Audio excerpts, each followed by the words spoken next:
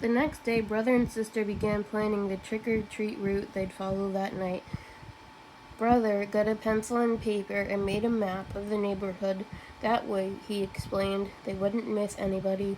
Let's see now, he said. We'll stop at our houses first. Freddy's, Lizzie's, and Queenie's. Then we'll do Farmer Ben's and our sitters, Mrs. Grizzle. Mrs. Grizzle for sure, agreed Sister. She usually makes special Halloween cookies. And Teacher Jane, she gives out good stuff. How about Dr. Grizzly? Asked Brother. She's into health snacks. I think so, just to be polite, said Sis. Gramps and Gran, of course. Of course.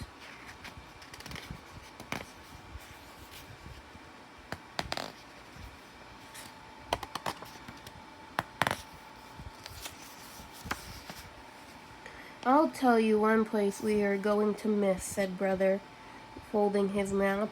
What place is that? Asked Sister. That one, he answered, pointing out the window at the home of old Miss McGriz. It was a spooky, twisted old treehouse in a thicket at the end of Crooked Lane. We're definitely not going there, he added with a shiver. Why ever not? Asked Mama, who was listening. Why not? Said the cubs. Because she's a witch. That's why not. What utter nonsense, protested Mama. True, Miss Grizz is old and bent and rather forbidding looking, but I can assure you she's a perfectly nice person.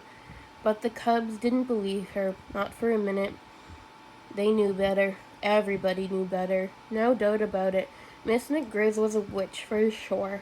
Just after dark, a pirate, a skeleton, and the wicked queen from Snow White came for Brother and Sister. They were Freddy, Lizzie, and Queenie, of course, and together they ventured out into the darkness with their trick-or-treat bags.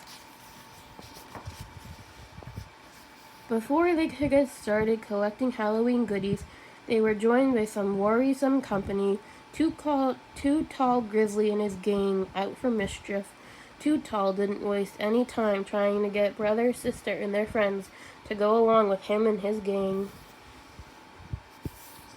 Come on, we'll show you goodies how to have some real Halloween fun, he said, pulling Brother along with him. What sort of fun? Asked Brother warily.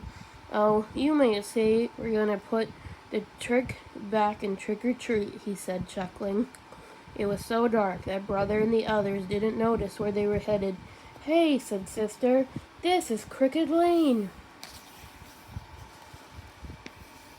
That's right, said Too Tall. We're going to play a few tricks on old Witch McGrizz. What sort of tricks? Asked Brother.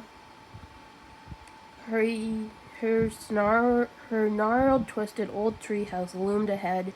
First, whispered Too Tall, taking a roll of toilet paper from his jacket, we'll decorate her house with a little of this.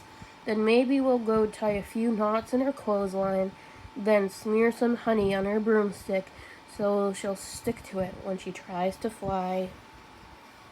That is not nice. But before Too Tall and his gang could start their mischief, the front door opened and a bright yellow light stabbed the darkness. And there in the doorway stood the frightening figure of old Miss McGrizz. Aha, she said in a gravelly voice. I'm ready for you.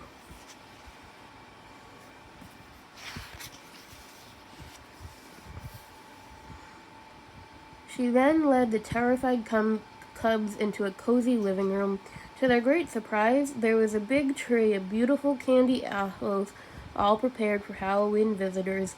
Mama was right, whispered Sister to Brother. Miss McGrizz really is a sweet, kind old person.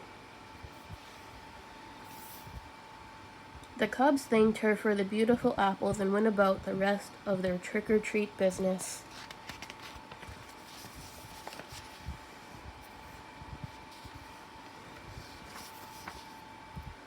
Later that evening, Brother and Sister were at home looking over all the treats they had collected. The beautiful candy apples stood out, and Papa asked where they came from. From Ms. McGrizz, answered Brother. From that scary-looking old Grouch puss that lives down Crooked Lane? Asked Papa.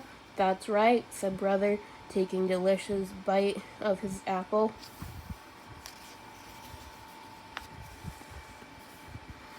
You must really try to remember, Papa, said Sister, giving her apple a quick lick.